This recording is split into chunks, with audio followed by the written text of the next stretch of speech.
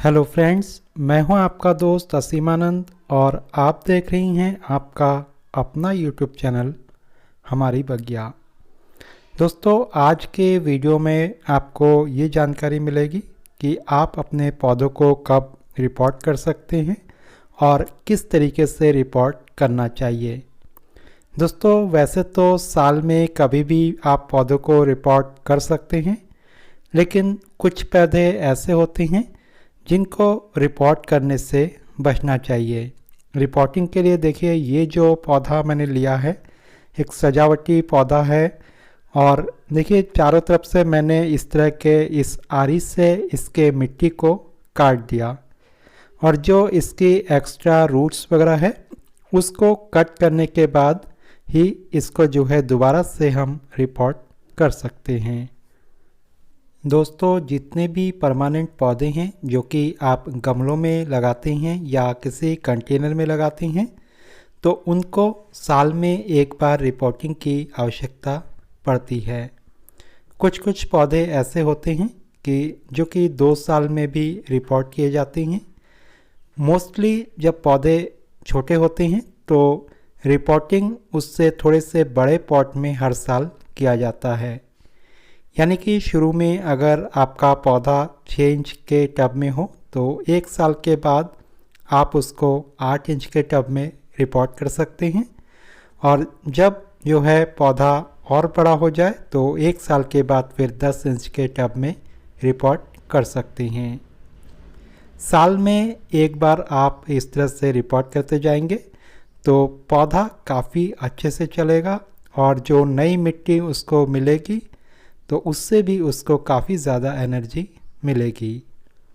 दोस्तों, जब भी आप पौधे को रिपोर्ट करें तो उस समय या उससे पहले जो है आप मिट्टी उसके लिए तैयार करके रख लें। जितना पहले ये मिट्टी आप तैयार करके रखेंगे पौधे के लिए वो उतना ही अच्छा होगा। मिट्टी में आप सरसों की खली को मिला सकते हैं, नीम खली को मिला सकते हैं, इसके अलावा वर्मी कंपोस्ट को मिला सकते हैं, गोबर की खाद मिला सकते हैं और अगर चाहें तो थोड़ा सा डीएपी भी आप उसमें यूज़ कर सकते हैं। दोस्तों, जब पौधे को छोटे टब से बड़े टब में रिपोर्ट करते हैं तो उसके किनारे की जो मिट्टी है बहुत कम हटाना चाहिए ताकि उसके रूट्स डैमेज ना हो, क्योंकि बड़े टब में और थोड़ी सी मिट्टी आपको एक्स्ट्रा लगानी पड़ती है, तो इसलिए इसमें आपको किनारे से तोड़ने की या रूट्स को ज़्यादा कट करने की ज़रूरत नहीं पड़ती है। दोस्तों, जब पौधे बड़े हो जाते हैं यानी कि उसको हम 10 इंच या 12 इंच के टब में जब हम रिपोर्ट कर देते हैं तो कई बार हम उससे ज़्यादा बड़े पॉट में फिर रिपोर्ट नहीं करना चाहते, तो ऐसे में जो है आपको उसके रूट्स को कट करने की ज़रूरत पड़ती है। दोस्तों, टब से आसानी से पौधे को निकालने के लिए टब की मिट्टी को थोड़ा सा सूखने दें। सूखने पर वो अपने आप ही किनारे की परत से अलग हो जाएगी और तब आप टब को उल्टा करने के बाद पौधे को आराम से निकाल सकते हैं। अगर फिर भी कुछ परेशानी हो तो ऊपर से जो किनारे की मिट्टी है वो खुरपी से आप थोड़ा सा हटा सकते हैं और टब के चारों ओर से जो है थोड़ा सा हाथ से हल्के हल्के ठोकरों से आप उसको निकाल सकते हैं। दोस्तों, टब के लिए जो भी मिट्टी बनाएं हमेशा हल्की फुल्की मिट्टी बनाएं और उसमें रेत की मात्रा होनी चाहिए या उसको हल्का बनाने के लिए राइस हस्क का यूज़ भी आप कर सकते हैं। इससे मिट्टी बिल्कुल भुरभुरी रहेगी और कभी भी टब से पौधे निकालना हो तो वो निकालना भी आसान रहेगा। साथ ही जो भी पानी आप पौधे को देते हैं तो पूरे पौधे की जड़ तक वो पहुंच जाएगी और जो एक्स्ट्रा पानी है वो तुरंत निकल जाएगा। और अगर आप ज़्यादा चिकनी मिट्टी का यूज़ करेंगे तो कई बार क्या होता है कि पानी हम ऊपर से डालते हैं और नीचे से पानी निकल आता है लेकिन पौधे तक वो पानी नहीं पहुंच पाता।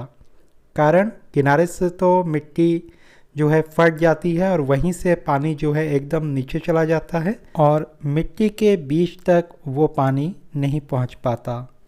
दोस्तों यहाँ पर मैंने अपने पुराने जो टब है उससे पौधे निकाले हैं और निकालने के बाद देखिए नीचे जो थर्माकोल के टुकड़े वगैरह मैंने लगा रखा था टब के जो होल्स है उसको कवर करने के लिए, तो उन्हीं टुकड़ों को सबसे पहले मैं निकाल रहा हूँ और फिर से जो वो टब है उसी के अंदर इसको डाल करके इसके जितने भी होल्स है उसको कवर कर रहा हूँ। और इसके साथ साथ कुछ बारीक चीज़ें डालने की भी ज़रूरत पड़ती है क्योंकि काफ़ी बड़े बड़े टुकड़े हैं। तो इसके अलावा जो राइस हस्क मैंने डाला था कुछ इसके अंदर नीचे कवर करने के लिए, तो ये राइस हस्क भी मैं इसके ऊपर ऊपर डाल दूंगा। इसकी जगह पर चाहें तो आप कोई अगर पत्थर के टुकड़े हों छोटे छोटे जो कंकड़ पत्थर होते हैं या बजरी होती है उसकी एक लेयर लगा सकते हैं और उसके ऊपर रेत वगैरह डाल सकते हैं, और चाहे तो जो पत्ते वगैरह है उसको भी चूरा बना करके आप नीचे डाल सकते हैं। मैं तो अक्सर ही नीम के पत्तों को सुखा करके इस तरह से नीचे डाल देता हूँ और बिछा देता हूँ। इससे नीचे के होल्स से जो कीड़े मकोड़े की आने की संभावना होती है वो भी कम होती है क्योंकि नीम के पत्तों के बीच में आना कोई भी कीड़ा पसंद नहीं करता। दोस्तों जो पौधा है उसको निकालने के बाद किनारे से इस तरह से हल्के हल्के मिट्टी को आप हटा सकते हैं। ये जो मिट्टी है बहुत ही ज़्यादा भुरभुरी मैंने बनाई थी तभी बहुत आसानी से इसको हम निकाल पा रहे हैं, और कई बार जो है मिट्टी सख्त होती है तो इस तरह से हाथों से नहीं निकलता, तो ऐसे में आप आरी का यूज़ कर सकते हैं या लोहे काटने वाली जो ब्लेड होती है तो उसका भी यूज़ कर सकते हैं। चारों तरफ से उससे थोड़ा सा आप कट कर सकते हैं। दोस्तों कोशिश करें कि पहले से जो मिट्टी आपके पास बनाया हुआ है तो उस मिट्टी का यूज़ करें इसको रिपोर्ट करने में, और अगर वो संभव नहीं है तो इसी मिट्टी में कुछ और खाद वगैरह मिला करके वर्मी कंपोस्ट वगैरह मिला करके आप इसका भी यूज़ कर सकते हैं।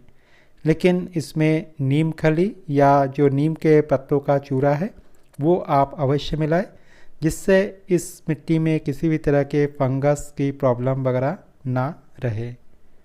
देखिए मिट्टी कितनी भुरभुरी है, और इस तरह की मिट्टी बनाएंगे तो जो भी पानी है आसानी से पूरे पौधे को मिल पाएगा।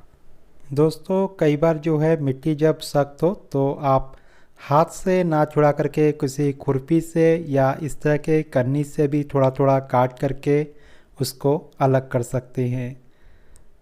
कहने का मतलब ये है कि आप उसके जो मेन रूट्स हैं तो उनको ज़्यादा नुकसान ना पहुंचाए, किनारे के जो रूट्स हैं हल्के फुल्के तो उनको कट कर सकते हैं। नीचे की तरफ से भी अगर रूट्स आपको काफ़ी ज़्यादा लंबाई में दिखाई देता है तो नीचे की तरफ से भी आप कुछ रूट्स को कट कर सकते हैं। दोस्तों अभी भी आप अपने पौधे को रिपोर्ट कर सकते हैं अगर आपने पिछले 1-1.5 साल में पौधे को रिपोर्ट नहीं किया है, और अगर इस समय फ्लावरिंग नहीं हो रही है या फ्रूटिंग नहीं हो रही है तो ऐसे पौधे को रिपोर्ट कर दे, लेकिन रिपोर्ट करने के बाद उसको 1 सप्ताह तक आप थोड़ा सा शेड में रखें और तेज़ गर्मी से हमेशा उसको बचाएं।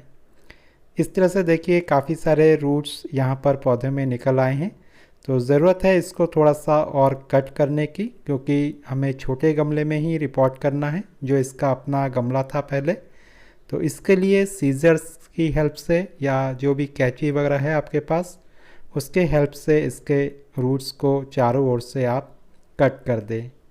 हाथ से ना तोड़ें क्योंकि हाथ से तोड़ने जाएंगे तो रूट्स डैमेज हो सकते हैं, मिट्टी भी ज़्यादा वहाँ से निकल सकता है तो इससे पौधे के नुकसान पहुँच सकता है। तो इस तरह से चारों ओर से मैं इसको साफ़ कर लूँगा। दोस्तों ये जो रूट्स हैं इसको साफ़ करने के बाद इसको भी मैं कभी फेंकता नहीं हूँ, इन्हीं रूट्स को मैं गमले में सबसे नीचे की ओर डाल देता हूँ। इससे जो है पानी का ड्रेनेज भी अच्छा रहता है और धीरे धीरे ये रूट्स जब सड़ जाते हैं तो अच्छा खाद का काम भी करती है। यहाँ पर मैंने बहुत सारे पौधों को रिपोर्टिंग के लिए निकाल लिया है। इन सब की रिपोर्टिंग आज मैं करने वाला हूं। और दोस्तों, जितने भी सकुलेंट पौधे होते हैं तो उनमें ज़्यादा रिपोर्टिंग की ज़रूरत नहीं पड़ती, या रिपोर्टिंग उसकी करते भी हैं 1-1.5 साल में एक बार। तो उसको जो है लगभग उसी तरह के पॉट में या अधिक से अधिक 6 इंच तक के पॉट में ही हम रखते हैं। तो उसके लिए जो है सॉइल मिक्सचर आप अच्छा बनाएं और हमेशा ही कोशिश करें कि ड्रेनेज जिसमें अच्छा हो या पथरीली मिट्टी हो थोड़ी सी, तो ऐसे में ही सकुलेंट पौधों को लगाएं। दोस्तों, मिट्टी बनाते समय नीम खली का प्रयोग करना ज़्यादा अच्छा रहता है, और ना हो तो नीम के पत्तों का चूरा तो आप अवश्य ही उसमें मिला दें। चाहे तो आप कुछ हल्दी भी इसमें ऐड कर सकते हैं। गमले में सबसे पहले नीचे कुछ मिट्टी डाल दें और फिर पौधे को बिल्कुल सेंटर में रख करके उसको बिठाएं, और चारों तरफ से जो मिट्टी है वो थोड़ा थोड़ा करके उसमें डालें, और कोशिश करें कि जब पौधे को लगाएं तो बिल्कुल सेंटर में और बिल्कुल सीधा हो। जितने भी एक्स्ट्रा रूट्स आपको लग रहे हैं कि बाहर की ओर आ रहे हैं, जो कि अच्छा नहीं लग रहा है, तो इस समय आप उसको कट भी कर सकते हैं। चारों ओर से मिट्टी को थोड़ा सा दबा दें ताकि कहीं भी एयर के लिए जगह ना रहे। पानी जग से धीरे धीरे दे, और इतने ही पानी दे कि मिट्टी आसानी से सोख ले। इसके बाद पौधे को आप छाया में रख दें। छाया से मतलब थोड़ा खुला एरिया हो, ऐसे छाया में आपको पौधे को लगभग 1 हफ्ते के लिए रखना होगा। उसके बाद पौधे को आप ऐसी जगह रख सकते हैं जहाँ की सुबह की धूप आती हो, और धीरे धीरे उसके बाद पौधे को आप कुछ दिनों में पूरे धूप में ले सकते हैं। पानी रोज़ रोज़ ना डालें, बल्कि पानी जब सूख जाए तो तभी उसमें पानी डालें। रोज़ डालने से पौधे में सड़न जो है पैदा हो जाएगी और पौधे के बचने की संभावना कम होगी। उम्मीद है दोस्तों, आज का जो वीडियो है आपको काफ़ी अच्छा लगा होगा, और रिपोर्टिंग से संबंधित जो भी जानकारी है वो आपको अच्छे से दे पाया होगा। दोस्तों, अभी तक अगर आपने हमारी बगिया यूट्यूब चैनल को सब्सक्राइब नहीं किया है तो अभी से सब्सक्राइब कर ले। वीडियो में अंत तक बने रहने के लिए आप सबका हृदय से धन्यवाद।